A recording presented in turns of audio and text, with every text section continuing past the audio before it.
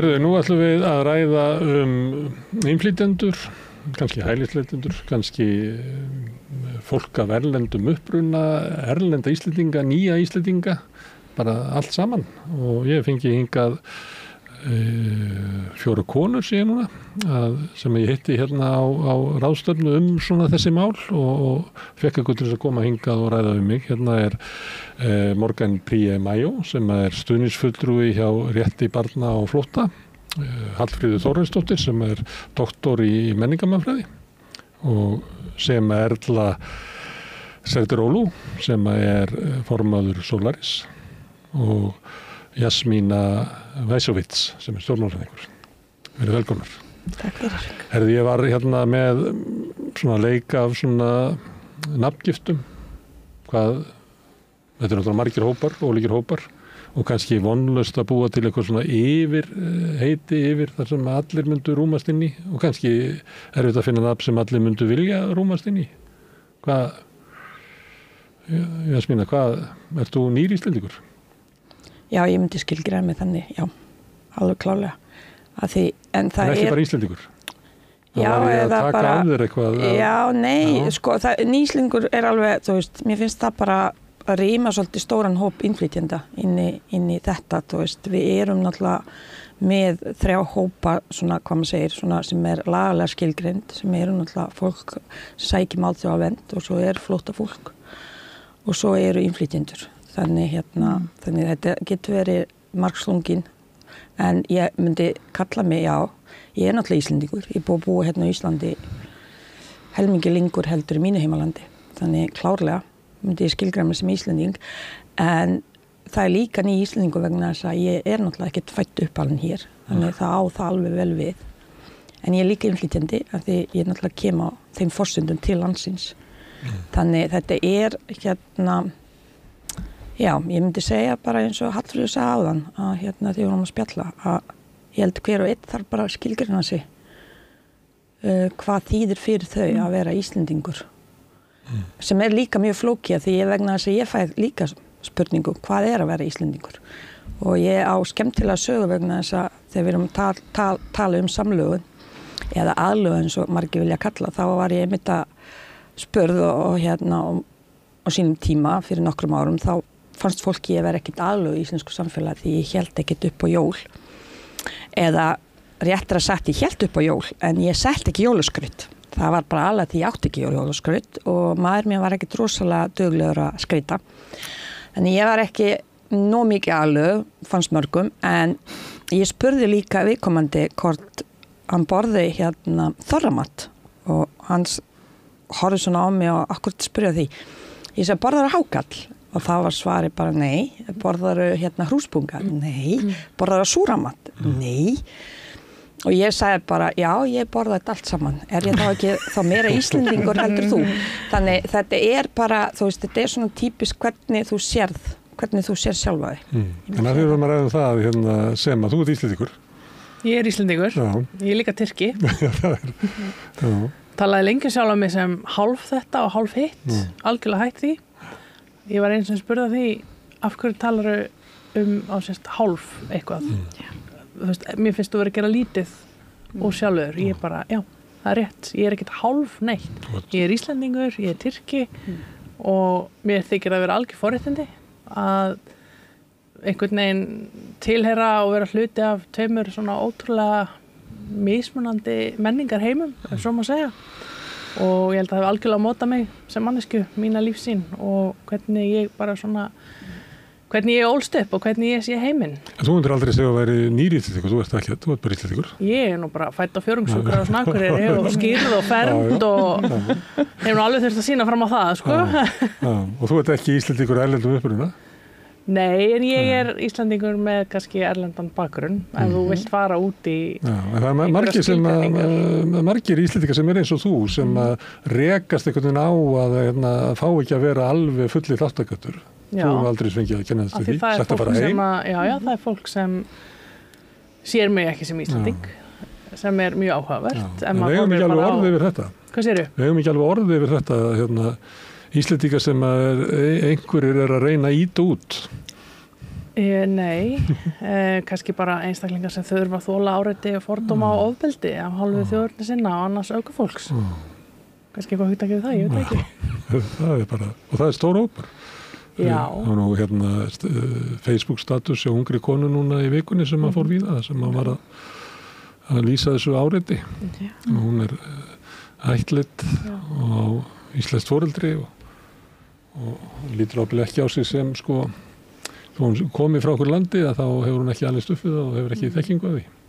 Þetta bara svo dapurlegt að því þetta umhverfið að segja þér að þú mátt ekki tilheyra, að þú fáir ekki að hluta þessu samfélagi og það sem náttúrulega kannski svo hættulegt í þessu, sérstaklega þegar við erum að tala um börn og ungmenni, að ef umhverfið, ef samfélagið áallt að segja þér að þú tilheyrir ekki og sért ekki Íslendingur, mátt ekki vera með, þá mögulegt að á endanum þá ferðu sjálfur að trúa því og það leiðandi skilgreina þig frá samfélaginu, þannig að þetta náttúrulega ítir undir mismunun, þetta ítir undir jaðarsetningu og hefur bara rosalega neikvæð áhrif á alla einstaklinga sem verða fyrir áreiti eins og þessu og þetta bara óþolandi. Já, og eitthvað svona útlendinga andúð eða getur haft áhrif sko langt út fyrir þann hóp, fólk sem að orðræða frá valdhöfum smitast inn í skólakerfi til barnanna, þetta ekki bara fjölmiðlar, alþingi, kommentakerfi, þetta bara gegnum gangandi í samfélaginu og þú einhvern veginn verist hvergi vera óhultur frá þessu og færi ekki einmitt þetta tækifæri bara til þess að skilgrina sjálfa þig og upplifa og sért hluta þessu samfélagi og það sem við þráum öllum, það öll að það tilheyra. Morgan, þú nýr Íslendingur, innflytjandi? Já, ég nýr Íslendingur. Myndirðu segja innflytjandi? Ég segi innflytjandi og immigrant á fransku, immigrant og immigré. Ég segi ofta ég sé frönsk-íslensk líka. Ég fyrst og fremst frönsk auðvitað, en í rauninni ég verið á Íslandi síðan ég kom til Íslands þegar ég var 18 ára fyrst og flutti inn þegar ég var nýlega búin að klára masters en á milli var ég að koma í sumar og vinna og ég fór líka í áskólanámi þegar ég var 20 ára eitthvað svoleiðis til Íslands. Svo ég hef upplifað mesta lífið mig sem fullorðin á Íslandi. Svo ég með bara ég skil kannski ekki alveg mjög vel lífið sem fullorðin í Frakklandi en samt hvernig ég að hugsa heiminn frönsk. Ég var að alast upp. Og eins og þú, ég á börn sem eru 100% frönsk, 100% íslensk og ég alltaf að sitja á æslu að þau eru 100%. Og þetta bara eitthvað sem gera þau sterkari. Mér finnst að öll menning eru bara alltaf bónus. Það skiptir ekki máli hvaðan þetta kemur. Menningar eru alltaf jákvæðar. Það engin menning sem neikvæðar. Og fólk sem á aðgang í meira þekking og menning eru ríkari. Og ég syns það eitthvað sem við þurfum að fagna í rauninni. Ég mjög stolt að búa á Íslandi. Ég elska Ísland. Ég val að koma til, ég svona heppin að geti valið að koma til Ísland. Ég þurfti ekki að koma hér. Ég á bakland í Frakklandi og ég var aldrei í erfið stöðu. Ég var að koma hér af því mér finnst landið falleg. Mér finnst samfélag bara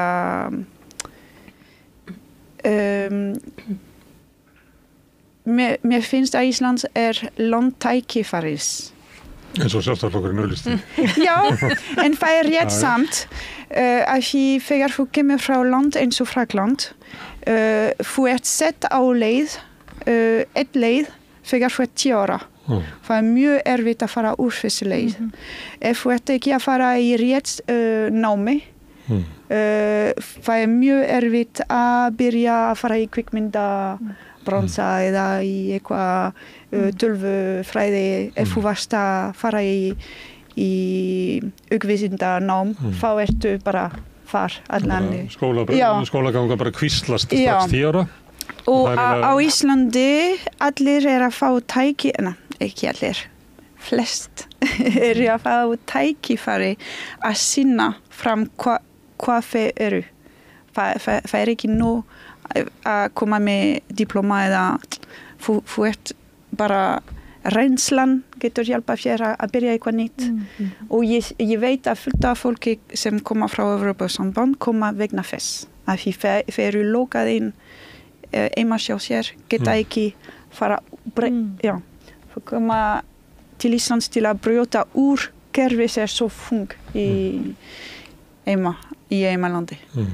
Svo það frelsi sem til á Íslandi. Fríða, þú ert bara frá... ég bara Íslandingur? Sömu sjó? Já, ég ætla mér þetta svo skemmtilega umræða vegna þess að það sem ég lagði stund á í mínu námi og skrifaði doktorsritgerð var þjóðarímynd Íslendinga og hvernig hún til og ímynd og það sem heitir á ensku identity eða identitet, sjálfsímynd eða þjóðarímynd, ímynd hópa, hvernig verður hún til, hvað lagt í hana, hún aldrei fullsköpuð, hún líka alltaf aðstæðubundin eða það sem heitir á ensku situational. Ég hér sem, þú veist, ég mæti hér með þennan hatt og svo fyrir ég fram og þá ég kannski vinkonennar Jasmínu og þá tala ég við hana þannig. Þú veist, við erum alltaf, og við vitum alltaf hvenær við erum hvað. Ég skrifaði ritgerð þetta og horfði fókuseraði á íslenskt mál og sérstaklega þessar hugmyndir hreinleika íslenskrar tungu.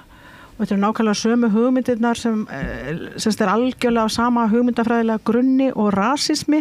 Þá tala hreinan málstofn og hreinan kynstofn og það þurfti að gera allt sem í okkar valdi, við vorum alveg þannig að áttum að gera allt í okkar valdi til þess að passa það að það yrði engin óhreinkun eða mengun úr einhverju sem kom utan á frá. Og þetta eru mjög undarlegar hugmyndir svo vægt sér til orðateki en þær hafa mótað rosalega okkur en ég sjálf, ef þú vilt vita það, að og það skiptir mig máli. Ég ekki bara, þú veist, ég fædd í Reykjavík, ég uppalinn Suður með sjó, ég uppalinn við jaðar tveggja mjög ólíkra menningar heima. Það annars vegar íslenskt samfélag og hins vegar herinn. Það var mjög sérkennilegt að búa þar, það var mjög skitsofrenist samband og okkur Suðurnesjamönnum var svolítið álasa fyrir að hafa herinn, við vorum eiginlega ábyrg fyrir því. Við vorum miklu spiltar en annað fólk. En svo var ég bara eins og mín kynslóð, ég var mikið í sveit og ég var á heimavistarskóla og ég var að vinna út á landi og ég átti foreldra sem skildu og mamma var eina að basla með okkur 5 krakka og þú veist, og það hefur allt mótað mitt identitet og ég hef búið erlendis í 15 ár samtals og það bara alveg þó nokkuð, þannig ég hef komið tilbaka, ég þekki gamla Ísland eins og það var fyrir aðstreymi eða einsleita, tryllingslega einsleita Ísland þannig að ég bý yfir mikillir reynslu og mér finnst bara, það svo margt og í þessum innflytjendamálum að þá þeim eitt af því sem að vantar rosalega mikið að tala að og það bara vantar alveg ég ekki að fara alveg út í það en það vantar svo mikið bara umræðu og umræðan til dæmis það hvað þýðir það að vera móttakandi innflytjenda, að vera gestgjafi það þýðir það að þú verður að átta þig á einkennum og sérkennum þinnar eigin menningar og við erum til dæmis mótuð að þessu einsleita samfélagi og ég ekkert að lasta það er bara staðreind og við þurfum að skilja hvernig mótaði okkur, hvernig hefur það áhrif á það hvernig við komum fram við innflytjendur.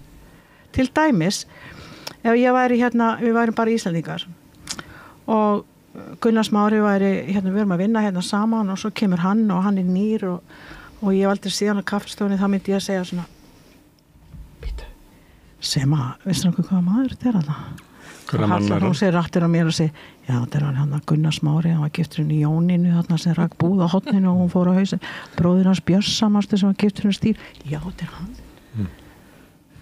Við segjum ekki komdu sæl, hvað heitir þú, ég heiti þetta þú veist, í Bandaríkjunum sem ég bjó mjög lengi í New York, sem svona höfuðborg innflytjenda, þar kann fólk þetta bara, kannski af illri nauðsyn en ég að segja að við þurfum svolítið að fara að skoða og líti í eigin barm bara varðandi þetta hvernig við öktum, hvernig við komum fram og ekki þetta og þessi mér finnst það bara mjög mikil ábyrgðar hluti að verða að fá aðeins að segja það þegar að leiðtogar þessara þjóðar, maður sem situr í forsætisráðherra stóli og heitir Bjarni Bendisson og fleiri sem hafa tekið í sama streng og eru að sko í raun og veru að kynda undir rasískar hugmyndir, það er bara dauðans alvara. Þannig að ég hef svolítið áhyggjur af því. Fólk alls konar eins og hér kemur fram. Kemur víða að og með alls konar bakgrunn og það hérna og svo hérna í pólitíkinni eins og vísar í Bjarna og fleiri það verið að tala ég veit ekki hvernig þetta orðað innflytjenda mál ýmis vandi sem að tengist fjölgun innflytjenda það ekki það tala það og mál vanda sem vanda, já. Vanda, en sem við þurfum að leysa ekki, vandamál sem í raun og veru ekkert vandamál. Mér finnst þetta alltaf svo rangt að tala vandamál. Hvað vandamál? Þú veist, það ekkert vandamál, það áskoranir. Það áskoranir í heilbrigðismálum, það áskoranir í menntamálum, það áskoranir í pólitík, það áskoranir í húsnæðismarkaðnum, þú veist, og allt þetta. En svo tölum við vandamál þegar kemur innflytjendur. Þetta mesta fjársjóður sem við getum fengið til landsins, það innflytjendur. Við erum að leysa vandamál. Við erum fjársjóður, við erum ekkert vandamál. Já. Og ég segi við, því ég tala um identity eða, þú veist, ég með fræðslu mitt það, hversu mikilvægt að vera vita hver þú ert. Og þetta þarf að kenna bara í grunnskólum frá fyrsta bekk. Þú veist, styrkja sem menningarlega sjálfsmyndir sem við vorum að tala sem þú varst að vísa í. Börnin mín upplifa sig bosnísk og þau upplifa sig íslenskt. Þú veist, þau geta búið í báðum heimum, þau finna enga mun. Þú veist, þetta fjársjóður. Þetta ekkert vandamál. Að átta sig eins og Hallfríður var að segja, að þessum gestgjafa hlutverkum, hvað á við þegar þú tala við bosníska mannesku og hvað á við þegar þú tala íslending, hvernig þú túlkar og svona. En auðvitað áskoranir. Það áskoranir að fá að þessum stuttum tíma þennan fjölda fólks til landsins en áskoranir felast í innflytjendum. Við skulum líka skilgreina það, þetta innflytjendur. Við erum ekki að tala um 1% hælisleitenda eða orfa flóttamenn. Við erum að tala um áskoranir felast í innflytjendum sem að koma og velja að setjast að á Íslandi sem að koma frá Evrópusambandinu. Þarna liggja mestu áskoranir sem við sem samfélag þurfum náttúrulega að leysa eins og bara öll önnur mál sem koma inn á borð til okkar. Ég meina við vorum með vá fyrir nokkrum mánuðum síðan sem var COVID og við þurftum að takast á við það. Þú veist, það tala enginn vandamál en aldeilis kannski var þetta vandamál þegar við máttum ekki tala og spjalla og svona. Þannig hvernig við tölum og orðaforði sem við notum í þessu það þarf að koma skýrt fram. Fólk þarf að vita hvað þið vera innflytjandi, hvað þið flóttamar, hvað þið þeir sem sækjum vernd. Það þarf að skilgreina áskoranir, ekki vandamál og lengi má telja. Má ég grípa bolta bara því að það sé líka kannski mikilvægt að árétta áskoranir felast ekki í fólkinu sjálfu, heldur í kerfinu og kerfið sé ekki undirbúið og mér finnst líka skipta máli, þú veist, að á einhverjum tímapunkti ég meina, við erum búin að tala móttöku flóttafólks núna næstu í 10 ár og við skiljum alveg kannski árið 2016 þegar það varð snögglega aukning í fjölda fólk sem hingað kom að þá höfum við kannski ekki verið undirbúin undir það. Núna við erum að vera búin með árið 2024. Hvenær hættum við einhvern veginn að hættum þessari meðvirkni einhvern veginn með kerfinu og þeim sem bera ábyrgð á því. Auðvitað eigum við náttúrulega bara að gera miklu betur, hvort sem það þá í móttöku innflytjenda fólks með flóttabakgrunn eða annað slíkt.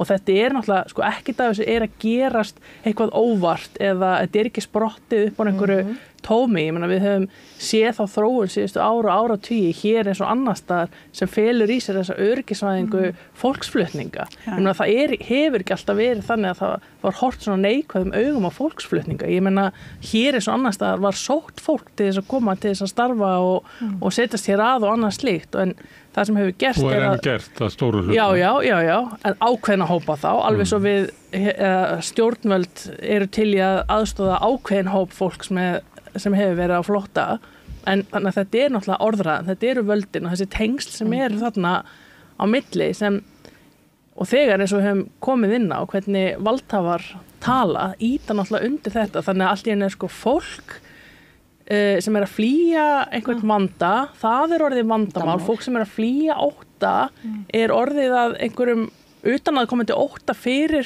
þau sem eru nú þegar í samfélaginu, þannig að þú veist alltaf verið að búa til vanda úr fólki og auðvitað er það ekki, við heyrum flóttamanna vandinn til dæmis sem heyrist oft, vandinn ekki flóttafólk, vandinn aðstæður sem fólk þarf að flýja meðal annars sem við berum ábyrgð á því það gerðir alls konar hlutir í nafni okkar lands, þið vitið, þannig að en þetta ekkert óvart, þetta svo meðvitað og við sjáum það bara í breytingum á lögum til dæmis hérna á Íslandi og það alltaf verið að ýta undir þetta að búa til ógn, skapa þennan ótta og það svo stórkostlega merkilegt að það þurfa að beinast að fólki sem að flýja hörmulegar aðstæður og kemur svo og fær þær móttökur sem við þekkjum öll. Já.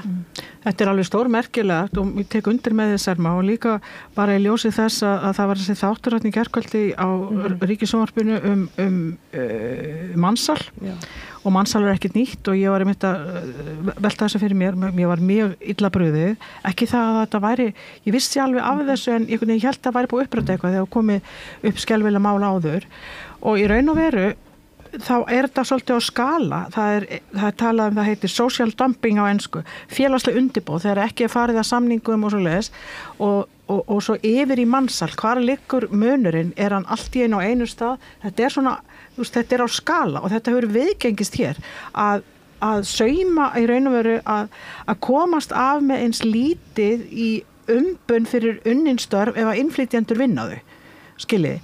Og stundum og ég hef rannsakað þessi mál hérna á Íslandi og það sem að gerist það að það ákveðin skilgreining á, þetta eru félagsleg hugtök og pólitísk miklu frekar en einhver fræðileg þannig, en félagsleg undirboð með svo mansal þvingun og kúgun. Hvenær félagsleg undirboð, það líka ákveðin þvingun fólkin í því, þannig að ég svona að sko velta fyrir mig hvernig stendur á því að það viðgengst það sem við sáum í þessum kveikstætti í gærkvöldi og það bara hort í hina áttina, já ok, allt lagi, það ekki refsivert en svo eins og þú segir sem að svo hlaupið á eftir fólki sem á sér enga björg og það farið með sko bara sérsveit lögregluna með djöfulgangi og látum eins og íslensku samfélagi standi alveg trillingsleg ógnaf sko lömuðu barni og ykkur sko fólki á flótt, þetta glórulaust og það sem vantar svo mikið finnst mér bara svo mikið stefnuleysi eða kannski það bara stefna í sjálfu sér en yfirvöld, ég segi yfirlega og ég bara biðst velverðingar við hljóma eins og hérna bíluplata en eftir höfðinu dansa limirnir segir íslenskt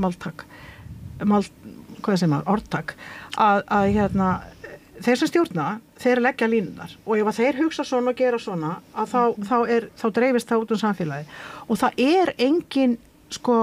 engin framtíðarsýn það sem hort fram á veginn og sagt, já, mikið verður þetta gaman að fylgjast með þegar að, þessi menningarlegu áhrif bara komið nýjir straumar inn í samfélagið og þetta verður frjóra og skemmtilega, nei, það ekkert slíkt, það kemur ekki bofs frá þessu fólki og mér finnst það einhvern veginn, mér finnst það bara ótrúlega dapurt, svindla á þessum krökkum í skólakjörunni, þau fá ekki íslensku kennslu, þau að detta út í framhaldsskóla. Ég held að við séum bara, ég veit ekki, það meðveitu stefna yfirvalda að búa þannig hnútana að jaðarsetja kerfisbundi stóran hluta þess fólk sem býr í landinu, bara svo hægt sé að græða nú á peningum. Að þeir eru bara að hugsa hvað kemur í budduna í kvöld eða morgun, þú veist. Það skiptir örugglega miklu máli, en líka sem hefur kannski komið fram hér að þið eru að segja að gestgjafinn, hann þurfi að kannski að breyta sér, hvernig að tala við fólk taka tillit til þess að hann með gesti ef við förum lengra með það en ég held að maður hlusta bara á umræðuna þá engin svona afgerandi vilji til þess þetta virðist vera svona, ég meina ef að þið komið þá verið þið bara aðlagast okkur og ef að ykkur gengur illa aðlagast eitthvað þá eitthvað vandamál, ekki okkar Þetta bara gamla assimilation kenningi Þetta eiginlega, þetta vera stemmingin í umræðu stjórnmálana Það líka sama umræðu sem kemur með ferðamenn Ferðamenn eru að skemma allt í miðbænum með rútu og hótel og svona. En í rauninni, hver að senda rútu í miðbænum? Hver að byggja hótel í miðbænum? Það skipulag ákvörðun. Ferðamenn koma í landi og taka það sem í boði. Þeir eru ekki að hugsa í langtíma hugsun og kunningar af áhrif á líf. Box og þegar ég fer til útlanda mér sagt þú getur tekið rútu ég fer en ef það aðeins lengri ég fer aðeins lengri og allt þetta í rauninni við erum að búa til kerfi sem að velkomna eða ekki ferðamenn þetta ekki eitthvað sem ferðamenn eru að gera og það sama með innflytjendur. Við erum að koma á landi þar sem allir að tala við okkur á ensku. Ef við erum að fara í búð, fólk eru oftast að byrja, ég bý í miðbænum þegar ég fer í Bónus og ég búin að vera í miðbænum í meira en 10 ár. Fólk að segja hæ við mig á ensku og en að spyrja, viltu kvittun á ensku? Og ég verið að versla hjá ykkur næstum því á hverjum degi og ég alltaf að svara á íslensku. Og eins og Alfreður var að nefna og við vorum að spjalla aðeins fyrir, hún fór til Fraklands 1 ár og eftir 1 ár hún talaði frönsku. Af því í Fraklandi enginn myndi hugsa að byrja að tala ensku við fólki. Það skiptir ekki máli að þú sé ferðamaður eða bara útlandingur og svona. Við byrjum alltaf fyrst á frönsku. Ef það gengur ekki, þá erum við að prófa eitthvað annað. Þetta var allavega svona. Ég hef grunum að þetta sé eiginlega versna í Fraklandi. Það versnar í París. Fyrir svona 30 árum að þá bara, ef það fyrir að lifa af, að þá varst að vera frönsku. Þetta sé ekki alveg þannig, sko, það er ekki inn í borgunum. Það kannski ólíku saman að jafna líka, Morgan, vegna þess að franska heimsmál og íslenska það ekki, við höfum aldrei getað að tala íslensku en einstæðar annar stað. En á sama tíma, þá það alltaf bara sætir með undrum að með ólíkindum að hér mátti ekki, sko, fólk þorði ekki að opna munnin ef það var ekki alveg viss að það talaði rétt og málfræðilega rétt og þú bara férst ekki áheyrn og gast ekki mastera þetta stórkostlega tungumál eins og einhverju sögðu hérna uppi og alveg rosalegt kúnatæki svo farið frá þessum öfgum yfir í það að það bara allt á ensku. Ég held þetta sé rakin leið. Fyrsta leið þetta alveg geðvikislegur undirlægjuháttur. Það ekki allir túristar enskumælandi. Í annan stað, þú veist, þá einhvern veginn sko þetta undirlægjuháttur og þetta líka bara alveg ótrúlega sérkennilegt að fara úr einum öfgum í aðrar, ég næði ekki og ég held, annað og merkilegra og kannski mikilvægar það að þegar allir fara að tala ensku, það enga kröfur gerðar á innflytjendur, engin viðleitni til að kenna þeim íslensku eða gera ráð fyrir að þeir geti talað eitthvað íslensku, settir í framlínu í þjónustu, þeir ávarpa fólk á ensku, það samskiptamálið og hvað gerist? Jú, það kyndir undir anduð gagnvart innflytjendum, ekki gagnvart atvinnurekendur sem anduðin ætti að beinast að, heldur gagnvart þeim sem veitir þjónustuna og það alveg hræðilegt. En þetta finnst mér alltaf svo skondið því ég kom til landsins þá var náttúrulega að tala bara íslenska en það kom ég fyrir 29 árum. En svo það sem gerist fyrst í dag fólk tala við mig ensku og það sem mér finnst skondið við þetta líka til þess að ég get klára háskólanám á íslensku þá þurfti ég að læra ensku til þess.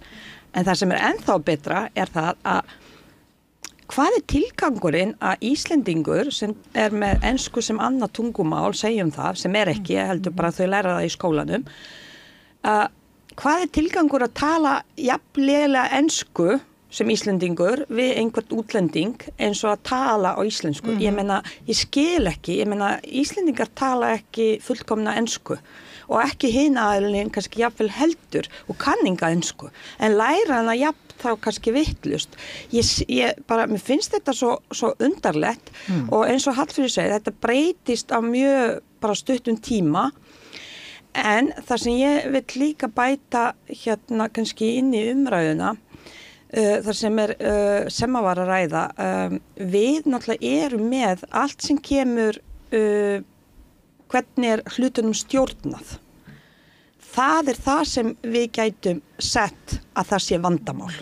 Vegna þess að það hvergi annars staðar í heimi að það sé geta komið hérna fólk árum saman og það sé ekkert spá í því hvers konar þjónustu fólk þarf, hvort þau þurfa að læra tungumálið, að við skulum setja enga kröfur, enga viðmiði fyrir grunnskólana, fyrir vinnumarkaðinn, fyrir fólki sem að koma og fá fólki hingað.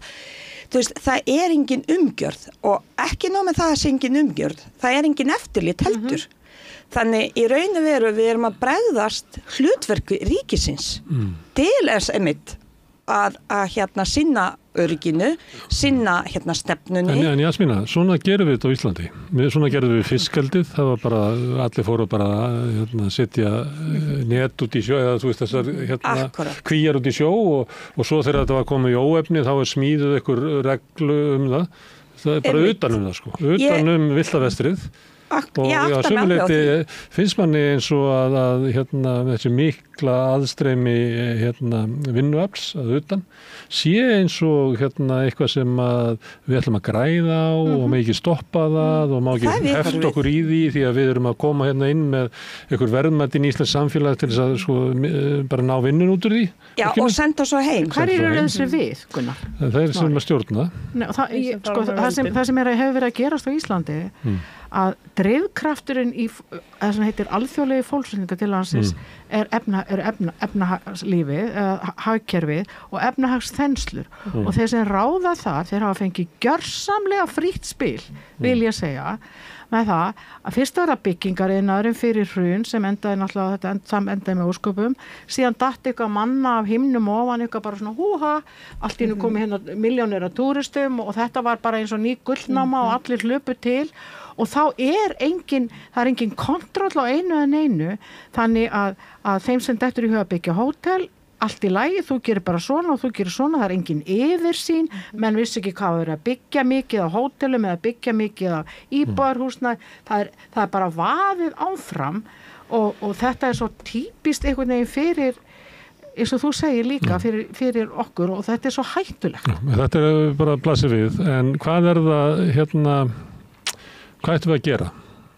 Ég stundu tala um íslensku nám og það kemur náttúrulega óvart að það að vanta bara námsgögnin og það vantar aðgengið í íslenskuna og við komum svolítið óvart sko að maður heyrði innflytjendur nefna það að ætti að vera kannski kröfur íslensku kunnáttu í tiltekið störf sem er svona krafa sem kemur þar eins og eigi að vera þá auknar kröfur á fyrst og fremst það sem eitthvað fyrirtækin en líka á innflytjendur af því að maður á svona eitthvað svona hugmynd í samfélaginu að við værum að gera innflytjendum greiða með að vera að tala við ensku sem er svona ekki í loftinu. Þannig að maður heilt vatnsabætu í íslenskuna en það er náttúrulega miklu fleiri atriði sem að ef við ætlum að leysa vandan áður að verður á vandamáli að þá ættum við að gera hvað? Setta þessar kröfur. Já. Setta þar absolutt eins og allstaðar í nágrann London þegar fólk segir það er ekki hægt að setja svona kröfur. Það er bara alveg hægt að setja kröfur, málkröfur. Ég held samt að það sé miklu stærra heldur en það og að mínum að öll þessu umræða til dæmis að íslenska sé að hverfa og það sé vera að útrýma íslenskuna og eitthvað svona, mínum að þetta bara hluti af þessari ótta umræðu sem alltaf verið að búa til. Svo líka ef ég má skjóta inn að það ef íslenskan hverfur þá er það ekki út af innflytjendum. Nei, þá er það því að Íslendingar er að leggja niður íslensku og ganga inn í enskt menningarsamfélag. En það er alltaf tengt við þennan hóp fólks einhvern veginn sem hefur ekkert með hlutin að gera og svo er það náttúrulega líka bara sko það sem er svo brenglað í þessu til dæmis að við erum með stjórnvöld sem eru núna árum saman búin að tala einhverja inngildingar stefnu og það er svo mikið stefnumótun í gangi og í málefnum fólks á flótta og eitthvað svona. Hvernig geta sömu einstaklingarnir til dæmis verið að tala fyrir einhverju stefnum inngildingu á sama tíma og það eru sett lög sem vísvitandi búa til nýja þjóðfélagshóp í íslensku samfélagi sem er heimilislaust flóttafólk. Það getur bara ekki verið þannig að þetta sama fólk ætla að vinna að inngildingu fólks af erlendum uppruna á sama tíma og þau eru að jaðarsetja, útskúfa og nefnilega og þú veist þetta náttúrulega bara gengur ekki upp þannig að þessi stjórnvöld sem er í dag Það er til sem hugtak, útgilding Já, ég menn þetta, sem kannski eitthvað samheiti þó yfir jaðarsetningu og berskjaldar fólk bara fyrir misnotkun. Inngilding náttúrulega þýðing á hugtækinu inclusion og hitt exclusion, útilokun, það bara inngilding og útilokun, það eru andstæðurnar. Og það markvisst verið að vinna að útilokun ákveðina hópa í íslensku samfélagi og það bara, einstaklingar sem samþykkja lög eins og þessi geta bara ekki verið málsvarar einhverja stefnu í inngildingamálum. Þannig að þessi ríkisstjórn náttúrulega aldrei fara að gera nokkuð skapaðan hlut nema til hins verra. Ég meina við sjáum það verið að leggja fram ennþá lagafrumvörpum nú að setja það sem þau vilja kalla búsetu úrræði sem náttúrulega bara lokaðar fanga sem fylgir þessu lokaða frelsissviptingu í einhverjum fangabúðum, þið veitir. Þannig að þetta líka þessi orðræða, hluta af þessari orðræðu. Það talað núna heitir stoðdeild ekki lengur stoðdeild, hún heitir heimfarar og ég man ekki hvað þetta er svo fárlegt, ég man ekki hvað þetta heitir, það talað sjálfviljug heimför og það verið að setja svo hræðilega, það verið að setja svo hræðilega hluti í einhver svona fallega falsmynd og þetta hluta þessari upplýsingaóreiðu einhvern veginn sem til stað, sem þetta endurspeglast náttúrulega einhvern veginn í, þannig að það margt að gera en það breytist ekkert meðan valdhafar verða þeir sömu. En hvernig sjáum við, ég spyr, ef við fengjum að ráðastelpur, ungu efnilegu konur, Gunnar Smári mætti aðeins segja svona eitthvað orð stökusunni, en hvernig myndum við vilja sjá okkar framtíðar samfélag, þar sem að innflytjendur yrðu integreraðir eða samþættir, hvað sem það kallast, inn í Íslands samfélag, yrðu hluti af því. Hluti af því, en hvaða leiðir myndum við vilja fara? Ég til dæmis segi fyrir mig, ég held að það sé mjög brýnt að þetta gömul lumma að efla íslensku kennslu og allt það, en líka einhvern veginn og skólana, horfa á grunnskólana, reyna að virkja fólk til félagslegrar þáttöku. Hvernig gerum við það? Hvernig fáum við, ég ekki endilega með einhver patentsvör, en það svo mörgum sviðum sem að Ef ég má taka þetta, fyrir það fyrsta, við erum með, það sem að mínum mati, að því ég bæði stjórnmálafræðingur og svona stjórnsýslufræðingur, það sem lærði líka opinbera stjórnsýslu. Það sem skortir á Íslandi, fyrir það fyrsta, það gildi í samfélaginu að breytast og það forsenda fyrir því að gildi í samfélaginu að breytast einmitt stjórnmálamenn sem ákveðna fyrirmyndir og svolítið koma fram í sjónvarpinu og segja hitt og þetta og við sjá það endurspeglast bæði á börn og fullorðið fólk og ég hef verið alveg í fræðslu þar sem ég hef verið spurð, byrju þau bara koma og setjast þar, ég meina krakkar í 13, 14, 15 ára, ég ánlingasti að spurja mig bara, þetta fólk sest bara á velferðarkerfi. Einhverstað heyra það þannig ég hef alveg insýn inn í svona, en það sem sagt valdhafar og það sem svolítið áhugavert á Íslandi, það einmitt þetta ábyrgðarleysi. Fólk, stjórnmálamenn taka ekkert ábyrgð á gjörðum og orðum og við þurfum að gera miklu sterkari kröfur, bara almenningur til þess. Annað sem mér finnst í umræðum innflytjenda flóttamannamál og þeim sem sækjum alþjóðlega vernd það að við erum ekki með ráðuneyti sem sér þessi mál einungis og það þarf að gera það þarf að gera kröfu til þess og ég er búin að hugsa þetta svo lengi og þessi málaflokkur þessi þrír veru undirflokkar mega ekki vera ábyrgð á 4 ráðuneytum. Þá svo auðvelt að einmitt að skýla sig bak við ákvörðunartöku. Þannig við þurfum að skilgreina það. Það allt viljandi gert. Nákvæmlega og ég veit það, þetta pólitískar ákvarðanir sem þurfa að taka og einhvern veginn finnst mér flokkarnir hér, þeir allir einhvern veginn bara það tala hægri og vinstri en við erum augljóslega búið að sjá að það ekkert mikið munur á hægri og vinstri nema kannski mögulega einhverja félagslega málum en í raun ekki þegar kemur að mynda ríkisstjórn og setjast til valda þá hægt að semja ýmislegt og láta svona vaða svolítið yfir sig inn að gæsalappa með að semja það afturlega að við skulum bara láta í flóttamannamálum eitthvað eftir og þið skulum bara láta eitthvað umhverfismálum og framvegis. Þannig mögulega getur líka verið lausn að fyrir næstu kosninga flokkarnir kannski skoða það að hvort þið geta bara ákveði, bara sagt með hvaða flokkum þau geta starfað. Við þurfum breyta einhverju til þess að þetta breytist. Þannig að þarna svona efst uppi sem við þurfum að leysa. Það er eitt að því að umræða þessi mál, eins og sagt að þau einkennast á þeim sem að vilja mála innflytjendur sem hættu og hælisleitendur sem ógn og þar höfðu göttunum og kannski umræðan drifin áfram af því. Þannig að mér langar til að segja sér svo að bara þetta er það sem þau vilja tala og við verðum að sleppa því. Hvað er það sem er brýnast og mikilvægast í þessu málaflokki sem við ættum að vera að gera núna? Ekki til að laga orðræðuna sem er í gangi, heldur ef við verum bara í ákvæðu samfélagi sem að litið á þetta sem tækifæri og innflytjendur sem auðlegð. Hvað er það sem við sem samfélag ættum við að vera að gera? Við höfum aðeins svona rætt íslenskuna og ég held að það komið aðeins frá hvað en það er hljótt að vera okkur miklu fleiri þættir. Já, ég alveg viss að það stótt listamenn og bókmenntafræðingar eða listamenn geta hjálpa mjög mikið samfélag að kynast þetta mál. Það vantar barnabækur til að tala fjölbreytni á Íslandi, að tala fjölmenningar og það vantar lög til að tala lífsfólks á flótta. Það vantar alls konar umræður og ég alveg viss að list getur hjálpa okkur mikið. Ég búin að reyna og ég sé að það sé mikið breyting núna í samfélag, fullt af listamenn sem eru núna að taka þátt í að tala svona málefni og mér finnst að mun breyta hvernig börn og fólk eru að sjá. Við sem samfélag getum setja frysting á stjórnvöld. Það nauðsynlegt. Ég ekki viss, ég held að stjórnvöld miklu erfiðari að breyta innan, það eitthvað inertia held ég. En sem samfélag við eigum ekki að samþykkja þetta og strax við getum breytt hvern áorf á málefni í gegnum. Mér finnst það, og ég búin að ræða þetta með barnabóka öfundur, að það þurfti að ræða bara þetta málefni útskýra fyrir börn hvað þýðir að vera á flótta.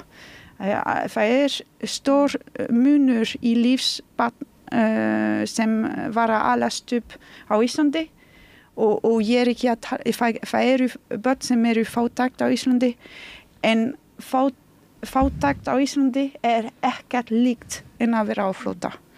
Það algjör munur og við öfum öll að við getum öll lært það og ég held að við þurfum að bæta samkennd strax sjá börnum og þetta eitthvað sem kemur í gegnum list. Svo ég held að þetta eitthvað sem við getum strax farið í að breyta. Einhver svona menningarleg endursköpun frá þessu samfélagi sem að fríða kannski listi sem var einhlitt og það dugar okkur í lengur þannig að við þurfum raunverulega það er líka held ég má grípa boltan ég vil líka taka undir það sem Jasmín var að segja það með eitt ráðuneyti það er einhvern veginn að koma því til skila að það borgi sig peningalega að vera með eitt ráðuneyti það er þessi eina sem ég skilja en varðandi gildin líka í samfélagi það svo gífurleg efnishyggju áhersla hérna hún tröllríður öllu og hún tröllríður þessum málaflokki vegna þess að það bara verið að einblína á það aðalatriðið að græða peninga og peninga á innflytjendur það þessi yfirskrift sem aldrei talað en þarna enga síður í staðin fyrir að skoða græða peninga það einhverjir atvinnurekendur sem græða peninga og einhverjir sem græða peninga í staðin fyrir að skoða hver fjársjóðurinn sem að fólk býr yfir og ég ætla að segja ykkur bara sem dæmi fyrir annars í 20 ár síðan, það var 2005-06 þá stýrði ég fyrirlestra rauð í Reykjavíkur Akademíunni sem hét vannýtt vinnuafl eða eitthvað auðlind eitthvað svoleiðis, eða dulin auðlind eða eitthvað slíkt og þetta bara nákvæmlega sama og við erum í dag þú veist, það er 20 ár liðinast og við erum ennþá að mörgu leyti það hefur svo orðið að vantar svo mikið upp á að samþættingin sé hluti af veruleikanum. Öllu leyti. Öllu leyti. Við erum, við erum neðst frá OSB-ríkjum til dæmis nýta nýta bara menntun innflytjenda til, og það fjársjóður. Ég meina, þú ert að fá fullmenntaðan einstakling sem þú lagði ekki krónu í, ef við ætlum að tala efnishyggju, þú lagði ekki krónur í, það kostar fleiri milljónir að ala upp eitt barn á Íslandi og þú ert að fá full-lærða einstaklinga og við erum að setja þau inn í þrýf. Þú veist, eða jafnvel ekki einu sinni þar og jafnvel sitja fólk heima og vinnur ekki. Það líka hagsmunagæsla. Ég veit að bara ákveðnum starfsstéttum á Íslandi að það gífurleg hagsmunagæsla og það bara veggir þanga til að það vantar skyndilega einhverja í þessari vandamáli. Þá opnað. Mér langar að spyrja annað. Það stundum látið í umræðinu eins og að sé rík krafa frá almenningi einhverja stefnubreitingu í innflytjendamálum og öðru slíku. Maður heyrir þetta í svona alls konar spjallþáttum og maður heyrir þetta til dæmis þegar Bjarni Benediktsson var að taka við sem forsætisráðherra, þá sann að það væri 3 mál sem að væru svona mál sem maður ætlaði að leggja höfuðáherslu á. Það væri baráttan við verðbólguna, orkumál og innflytjendamál. Þetta væri, og hann lét eins og hann var að svara kröfum almennings. Það var gerð ný könnun, ég veit ekki hvort þið tóku eftir í frá prósent, þar sem almenningu var beðinn að nefna mikilvægstu stefnumálin. Og þá var það efst voru heilbrigðismál sem að 59% nefndu og svo kom efnahagsmál 51%, verðbólga 47%, húsnæðis og lóðamál 41%, samgöngumál 25%, menntamál 25%, málefni eldri borgara 22%, öldrunarþjónusta 16%, auðlindamál 17%, atvinnumál 17%, málefni fatlaðra og öryrkja 16%, umhverfis og loftslagsmál 16%, Evrópusambandi 15%, mannréttindamál 14%, skattamál 14%, málefni flóttafólks 11%. Þetta bara eiginlega ekki á lista. Er það áhyggjurnar? Það bara það eins og Bjarni og allt þetta spjall og svona mér finnst vera bara ríkur vilji þeirra sem að stýra umræðu í Íslandi að beina stjórnmálaumræðinu inn í málefni flóttafólks. En maður sér það aldrei að þetta sé raunverulega vilji almennings. Já, en að blanda húsnæðismál með innflytjendamál, held ég. Svo getur hann sagt, heilbrigðismál, það innflytjendamál, efnahagsmál, það innflytjendamál og húsnæðismál, það allt innflytjendum að kenna. Heilbrigðismál, við erum að leysa þetta vandamál. Með því að koma og vera hjúkrunarfræðingar og bara fólk sem eru að vinna mikilvæg vinnu í leikskóla og allt þetta. Við erum að leysa þetta. En þessi könnun gerð þannig að fólk færi allan listan þannig að það eru 89% sem að fara fram hjá málefni flóttafólks á þess að krossa við það. Já. Ég held að sé tvennt sem að hægt að lesa í þetta og það er náttúrulega kannski fyrsta lagi það hversu ótrúlega ótengt yfirvöld eða stjórnvöld valdhafar eru við almenning. Það bara algjört. Hitt náttúrulega það að það hefur verið og kannski svona þekktasta triksið í bókinni pólitík og hvernig þú nærðir í völd og viðheldur völdum, það náttúrulega ala á ótta, skapa ótta og andúð í garð einhvers hóps. Þá myndi það virka eða ekki sem það. Þá myndi þetta virka og innflytjendamál væri ofarlega. Já, en þeir eru búin að reyna að kveikja elda, en það kveiknar ekki eldur. Það ekki? Hvernig til dæmis staðan Miðflokksins í dag? Hvernig staðan? Það þessi 11%, það var farið frá Sjálfstæðisflokknum yfir á Miðflokkinn. Það eina sem gerði. Það þýðir samt að það eru ennþá einhver 30% sem eru þarna, meira flokkur fólksins.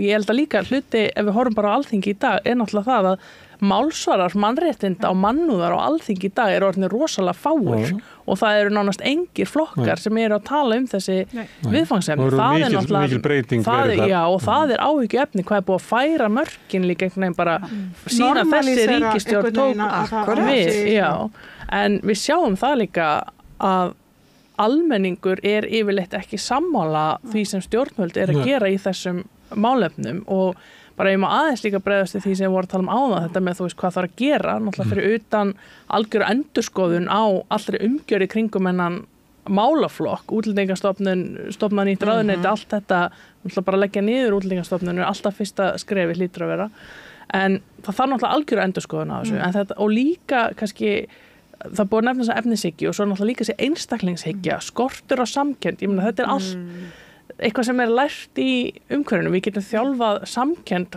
frá því að börn á leikskóla og þetta bara vinna sem þarf að fara í, en það þarf að vinda ofan af þessari einstaklingshyggju. Af hverju eru bara 11% að svara málefnum flóttafólks? Ég meina... Það kannski ekki koma sér við? Nei, snertir ekki við þeim kannski. Já. En ég held að þetta mælikvarði á því hversu margir kaupa áróður Miðflokksins og Bjarna Benediktssonar að þetta sé helsta vandamál í samfélagi. Já, en veistu það, ég er líka til dæmis núna, bara síðustu 2 dögum. Það getur vel verið að þú hefur krossað við þetta málefni flóttafólks að þú vilt bæta það. Já, ég með örugglega alls konar ástæði fyrir því hvers svona fólk krossar við þetta, en það líka, sko, ef maður horfir bara hvað búið að gera síðustu dag, ég er búin að sjá nokkra færslu núna á Facebook síðustu 2 daga, það sem er að tala alla þessa ókeypis þjónustu sem flóttafólk fær. Þetta er bara svona, þetta kemur oft svona í bylgjum og núna er það, sko, það er búið að benda svo oft á en að þetta sé rangur málflutningur, þetta er ekki satt, þetta eru einhverjar krónur sem fólk er að fá hérna á vikum, en við sjáum þetta aftur og aftur og svo sama tíma erum við að sjá fólk, jafnvel ungt fólk, ganga til liðs við flokka eins og Miðflokkinn og þá til dæmis viðtal núna veit nýjan meðlim þeirra og hann talaði það að hann var búin að vera til Bandaríkjunum og hlusta á podcast eins og ein pæling, þjóðmál, eitthvað svona og hann er mættur heim og farin í Miðflokkinn og þetta er bara áhyggjuefni að hérna hversu auðvelt er að ná með svona áróður. Þetta eru lukkurittara sem stíla inn á einmitt rasisma af því það er auðvelt beita. Já, það er auðvelt að segja, þú veist, og við erum með fullt af svona dæmum í sögunni, þú veist, gyðingar voru útmálaðir sem, sko, þeir voru blórabögglarnir, það var allt slæmt í Þýskalandi var þeim að kenna, ekki satt, og svo eru það þessir, það er þeim að kenna og það er alltaf ráðist á garðin það sem hann er lægstur og það er, þú veist, svo innflytjendur eru eðli málsins samkvæmt kannski í veikastri stöðu sem þjóðfélagshópur, þessi margbreytilegi hópur sem hann er, að hann er náttúrulega ofboðslega fjölbreyttur, eina sem þau eiga sameiginlegt er það þau eru ekki Íslendingar, það er bara punktum basta, þau eru innflytjendur í Íslandi. Þetta er líka hópur sem á kannski erfiðast með þá að svara fyrir sig. Algjörlega, og það er líka vegna þess að það er bara ennþá rosalega grunnt á því ef þú getur ekki talað þetta tungumál eins og á að tala það, þá færði ekki áheyrt. Þú veist, það er bara fólki, já ég er nú ekki svo það er bara þannig. Erum við langar aðeins að staldra við þetta hérna með hvort það sé breyting í samfélaginu. Ég meina, við gætum fengið hérna einhverja fólk sem myndi sitja hérna við borðið og segja að næstu kosningar muni snúast málefni hælisleitenda og flóttafólks að einhverju leyti og innflytjenda. En svo sér maður aldrei í mælingum á áherslum sko almennings. En maður hins vegar eins og þú ert að benda á að þá hefur orðið bara ótrúlega breyting í svona stjórnmála stéttinni eða hvað að tala það. Og mér finnst hérna Anton Sveinn Mackey sem að er núna orðin hérna ætlar að stofna einhverja unglega hreyfingu Miðflokksins hérna í Kræganum. Það sem hann sagði meðal annars í Silfrinu var það að hann fyndi til meira óöryggis á Íslandi heldur en í Bandaríkjunum. Ó, guð. En þetta er líka áhyggjuefni, þú veist. Hvernig er hægt að magna umræðina þannig upp að Ísland sé eiginlega bara að bresta í ykkur óöryggi og ykkur ógn? Já. Það er bara þessi orða. Ég tók þetta með heimildinni í vetur þegar Bjarni Ben lýsti hérna yfir komið frægan status þarna og síðustu 3 setningar voru fjalla bara hælisleitendur og ógnin og fólk sem sækir alþjóðlega vernd eins og það væri einhvers konar ógn, Palestínumenn væri einhvers konar ógn hérna á Íslandi og það þarf sko aldeilis taka til í þessu málum sem er bara óvægið og mjög stór hættuleg umræða vegna þess að ég kem náttúrulega samfélagi náttúrulega úr stríði fyrst og fremst þar sem einmitt þessi umræða var við og þið, þú veist, við hérna og við ætlum sko verja okkur fyrir ykkur hinum sem alltaf, þú veist, ráðast á okkur en svo ofbeldi náttúrulega það sem ég upplifði, þú veist, var gegn, þú veist, mér persónulega á minni fjölskyldu að ég þurfti fara að flótta og hérna þetta er einmitt og við erum sjá afleiðingar af því núna í samfélaginu og ég átta mig alveg á því að þessi ungi maður kannski finnur út af þessari orðræðu einhverju spenningu að því við upplifum heiminn mismunandi en það sem mér finnst bara svona til framtíðar þarna er populísku flokkur hann er skilgreind þannig, það er bara þannig allt í einu er hann er miðflokkur sem sagt, hann á að vera miðjunni samkvæmt einhverju skilgreiningu frá þeim en hann er lengst til hægri núna það er líka komið morgunfrétt það Og hvað eru tækifæri sem ungir einstaklingar sjá í slíku flokki, annað en að þau upplifa ógn eins og samfélagi sé fara á hliðina. Það eru marskins og það er þessi orðræða sem í samfélagi. Það er alltaf fara á hliðina. Og ég tók eftir því ég var dvelja fyrsta skipti í mörg ár núna að leyfði mig að taka sumarfrí og var svolítið mikið í mínu heimalandi og svo kom ég heim til Íslands og þá gat ég svo auðveldar að bori sama umræða þarna úti sem er náttúrulega líka bara, við erum að díla við alls konar, mikið að heimilisofbeldi til dæmis í mínu heimalandi. Sko, hvað umræða er miklu meira miklu meira jöfn, þar að segja, miklu meira svona balanseruð eins og ég má sletta á íslensku, ensku, heldur á Íslandi. Hún er annarkvort með eða móti. Þannig við fáum aldrei umræðu ef ég segi að ég vill fá flóttamennina til Íslands, þá er ég söku að ég vil opna landamæri og fá fleiri milljónir inn sem er langt í frá. Og þetta með þess að upplifa, þetta er vinir mínir sem að segja mér, hvernig fólk upplifir þetta. Ég hef aldrei sagt að á að koma milljónir manna, ég hef alltaf tala þeir sem koma hingað, við eigum og getum og megum hjálpa. Punktur. En við erum ekki tala það er engi ríki í heiminum sem opna landamæri og gátt, að því við búum ekki við erum ekki komið það langt að við getum framkvæmt slíkt. Ég væri óskast að við getum farið milli eins og ekkert sé, en þetta er bara ekki til staðar. Þannig það er ekki jafnvægi í umræðinni. Á Íslandi við kunnum ekki taka heilbrigða umræðu málin. Við megum ekki vera ósammála og ég lendi þetta í vinahópnum, ég lendi þetta á félagssamtökum að því það er einhvern veginn eins og Evrópa og önnur ríki sem komið miklu lengra með þetta heldur við á Íslandi. Er ekki umræðan á Íslandi bara snýstu það í hvoru liðinu ertu? Já, og ég má aldrei vera í bara báðum liðum, þú veist, að því ég vill, þú veist, umræðan skiptir engum máli nema að vita bara í hvoru liðinu er.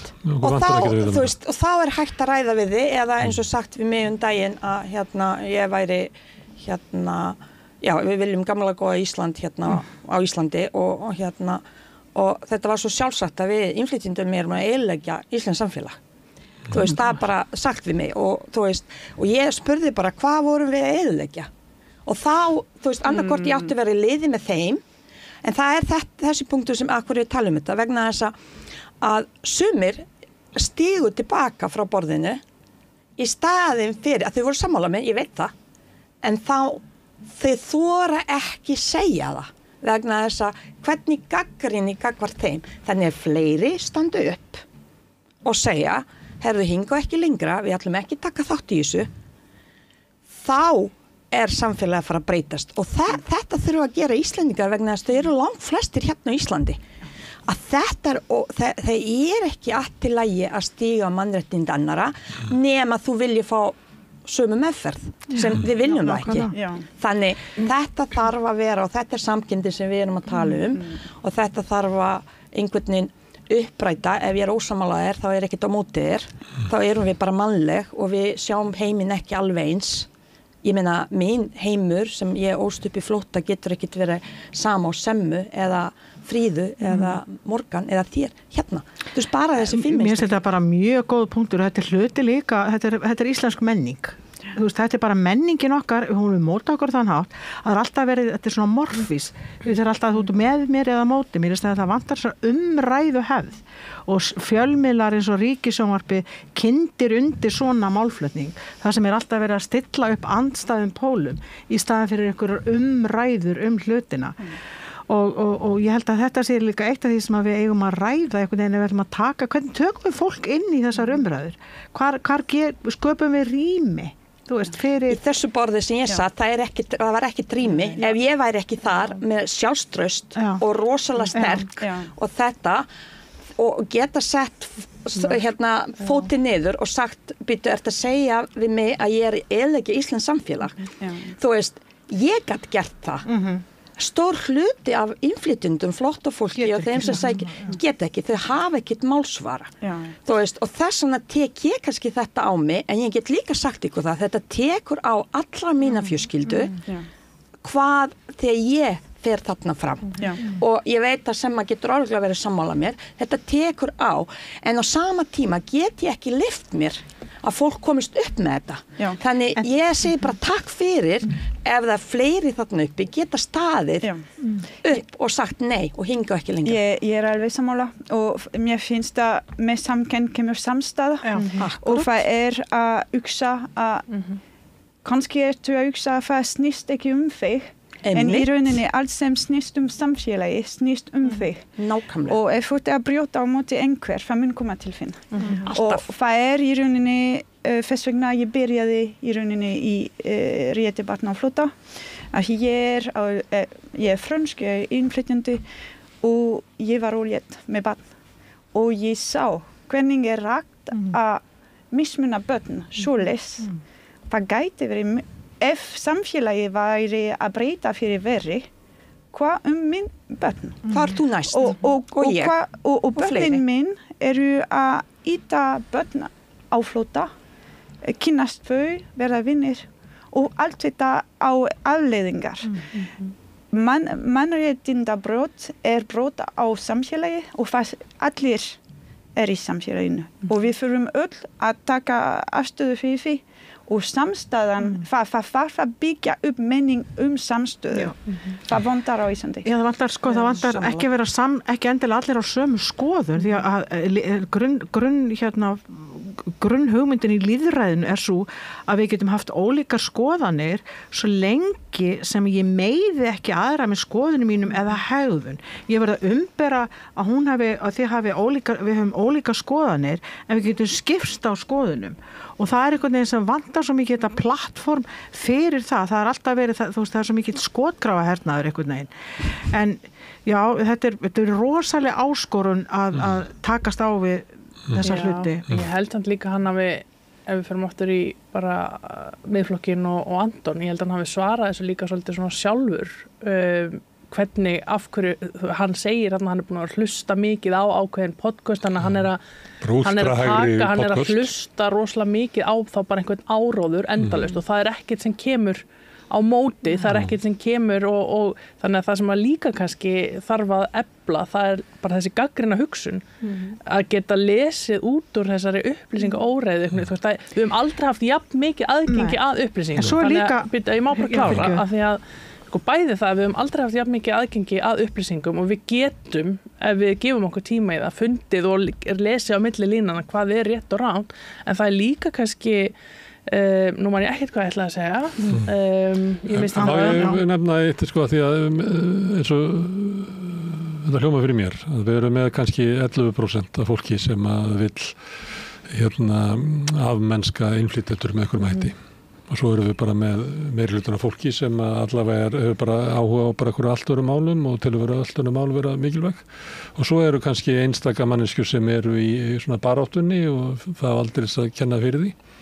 Og kannski að þessum sko, ég veit ekki, ég myndi halda það í þessum þáttum og staksteinum og þjóðmálum og þá sé talað ansið niðrandi því til dæmis sem svona einhverja ógn í samfélaginu og það verður að stilla þeim en á milli þannig alveg herskar af Íslendingur sem að verða að bara taka ákvörðun að hversum samfélagi ætla að lifa í. En ef þeir standi ekki upp og fara að verja samfélagi sem við viljum búa í, þá munu þessi 11% ná Íslandi sko. Já. Ég held að við séum bara fyrir stöðu. En þá vantar alveg umræðina líka og við verðum líka að setja það sem að gerast á Íslandi hefur tekið 70-80 ári í nágrannalöndunum, það gerist hér á 25 árum. Þetta eru gífurlega breytingar og ekki síst í ljósi þess að við erum að koma og brjálæðislegri einsleitni þar sem að agenda stjórnvalda var alla 20. öldina. En Fríða, það er búið að koma þetta er bara vandamál sem við ætlum að taka á og við ætlum að gera þetta. Þó þetta sé erfitt og flókið og svona, þetta er bara áríðandi og mikilvægt og þess vegna ætlum að ráðast í það. Nei, býtu, ef þú segir það, ég held að það sé bara alls ekki hugsunin þannig og það sem ég held að skipti máli í þessu það að ávarpa fólk að upplifa núna, kannski átt að segja að þetta orðið svona mikil breyting á íslensku samfélagi á þess að taka undir þessar rasísku hugmyndir að þá að ræða og spyrja fólk já, það vissulega að breytast. Hvað finnst þér? Hvernig stendur þér ógnafið svo, ef svo af hverju? Skoðaðu það. Settu þér hlutina í samhengi, það sem ég held að fólk, við getum heldur ekki bara afgræðast að þú bara ykkur rasisti, ég nenni ekki að hlusta á þig, þú fari ekki rödd út af því, heldur reynum að skilja hvaðan þetta fólk að koma og þá hjálpum þeim að víkka út sjóndeildarhringinn og sjá meira heldur en bara ykkur á rörsi. Það sem ég að leggja til að þessi 80% sem ekki rasistar og svara spurningunum bara eðlilega út frá svona sínum hagsmunum og fleira og ekki með útlendinga á heilanum, að þau rís upp. Það getur vel verið að einhvern tíma verið verkefni að tala við þessi 11% og reyna að lækna þau, en það fráleit staða að við látum þau stjórna því hvert Ísland þróast. Og það líka, nú mann hvað ég ætla að segja þann, af því það líka þetta með, það svo oft á baku þennan ótta, þetta er ekki rökstuddur ótti og það að ef við getum dreigið fólk meira saman, ég meina það er bara sýnt sig að besta meðal gegn fordómum að kynnast, nálgast það sem, og ef þetta á við fólk þá að kynnast þeim hópum og komast í tengsl, ég meina þessi kenning bara snertifleti að þú veist, þetta er besta meðalið og bara fjöldi fólk sem hefur verið hluti af einhverjum öfgahópum og hreyfingum og með þessar hugsanir hittir síðan fólk, kannski að hitta múslima í fyrsta skipti og átta sig á því að við erum bara öll eins, skilurðu, þannig að geta búið til fleiri snertifleti fyrir fólk og einmitt þetta að við verðum svolítið að taka ábyrgð á okkur sjálfum öll og við verðum að vera einhvern veginn óhrædd og ófeimin og vera þessi breyting sem þarf á að halda. Við getum ekki verið 10 að takast á við heilt samfélag og valda strúktúrinn í því og hvað erum við að segja? Hvað erum við að skrifa? Það er eitthvað sem gerist þegar börn 8, 9, 10, 11, 12, 13 ára eru farin að tala eins og kommentakerfin. Þið veitir, þau eru ekki að lesa kommentakerfin, þau eru að fá þetta úr nær umhverfinu, þannig að við verðum einhvern veginn sem samfélag að takast á þetta, af því þetta getur bara ekki og það er samtalið. Við skulum enda samtalið akkurat þar. Takk fyrir að koma hingað. Ég fæ ykkur kannski aftur til þess að halda þessari umræðu áfram. Morgan, Fríða, Sema og Jasmína. Kæra þakkir. Takk fyrir. Við ætlum að sitja hérna áfram við rauðaborðið að reyna að skilja þetta samfélag sem við lifum í. Næsti kafli eftir augnablik. Þarftan að tala borgarfulltrúa. Borgarfulltrúar Sósíalistaflokksins eru með viðtalstíma alla mánudaga klukkan 13:30 til 14:30. Það þarf ekkert að bóka tíma, endilega kíkjum við í Bólholt 6, 105 Reykjavík.